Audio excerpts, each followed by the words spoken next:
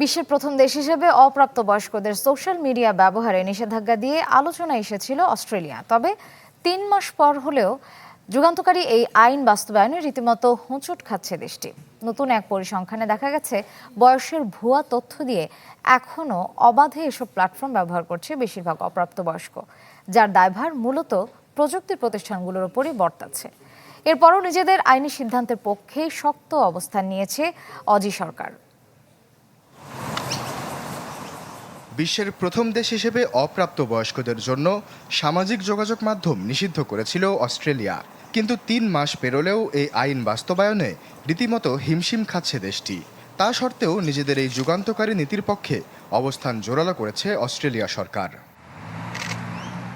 দেশটির ইন্টারনেট নিয়ন্ত্রিত সংস্থা ই-সেফটি শুক্রবার একটি প্রতিবেদন প্রকাশ করে।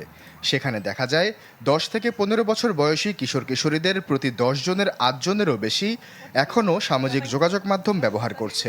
গেল বছরের ১০ ডিসেম্বর যখন এই নিষেধাজ্ঞা কার্যকর হয় তখন এর হার ছিল ৮৬%।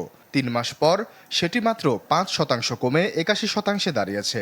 এমনকি প্রতিদিন সামাজিক যোগাযোগ মাধ্যম ব্যবহারের হারও ৬০% থেকে কমে মাত্র ৫৮% হয়েছে।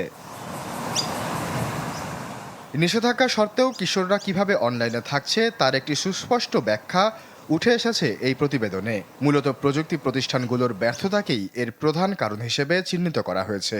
অর্ধেকেরও বেশি কিশোর জানিয়েছে প্ল্যাটফর্মগুলো তাদের বয়স যাচাই করেনি। অনেকেই আবার নিজেদের বয়স ১৬-র বেশি দিয়ে রেখেছে কিংবা ত্রুটিপূর্ণ বয়স যাচাই সিস্টেম তাদের বয়স্ক হিসেবে ধরে নিয়েছে। ফলে কিশোররা খুব সহজেই পুরনো অ্যাকাউন্ট ব্যবহার করছে অথবা নতুন অ্যাকাউন্ট খুলতে পারছে। নগদ নিয়ে এলো হার না মানা হার অফার। সর্বনিম্ন ১০,০০০ টাকা রেমিটেন্স নগদে পাঠালে থাকছে স্বর্ণের হার জেতার সুযোগ। অবাক করা বিষয় হলো সন্তানদের এই অনলাইন উপস্থিতি সম্পর্কে অভিভাবকদের সচেতনতা আগের থেকে কমেছে। অন্যদিকে খেলাধুলা, শিল্পকলা, কমিউনিটি ইভেন্ট বা পরিবার ও বন্ধুদের সাথে সময় কাটানোর ক্ষেত্রেও কিশোরদের মধ্যে ইতিবাচক কোনো পরিবর্তন দেখা যায়নি। এমন হতাশাজনক পরিসংখ্যানের পর শনিবার এই নিষেধাজ্ঞার পক্ষে সাফাই গেয়েছেন অস্ট্রেলিয়ার প্রোডাক্টিভিটি ও কম্পিটিশন বিষয়ক সহকারী মন্ত্রী অ্যান্ড্রু লেই। এর মধ্যে লাখ লাখ অ্যাকাউন্ট বন্ধ করা হয়েছে। শতভাগ আইন মানা হবে এমনটা সরকার কখনোই প্রত্যাশা করেনি। মদ্যপানে ন্যূনতম বয়সের আইনের ক্ষেত্রেও শতভাগ নিয়ম মানা হয় না।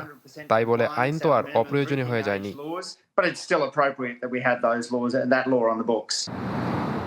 কিশোরদের মানসিক ও শারীরিক স্বাস্থ্যের উপর নেতিবাচক প্রভাবের কথা চিন্তা করেই মূলত এই নিষেধাজ্ঞা এনেছিল অস্ট্রেলিয়া। মার্কিন প্রযুক্তি প্রতিষ্ঠানগুলো এই নীতির সমালোচনা করলেও বিশ্বের অনেক দেশই এখন নিজেদের দেশে এমন আইন করার স্বার্থে অস্ট্রেলিয়ার এই পদক্ষেপের দিকে নিবিড়ভাবে নজর রেখেছে। আশ্বাস চৌধুরী, চ্যানেল 24।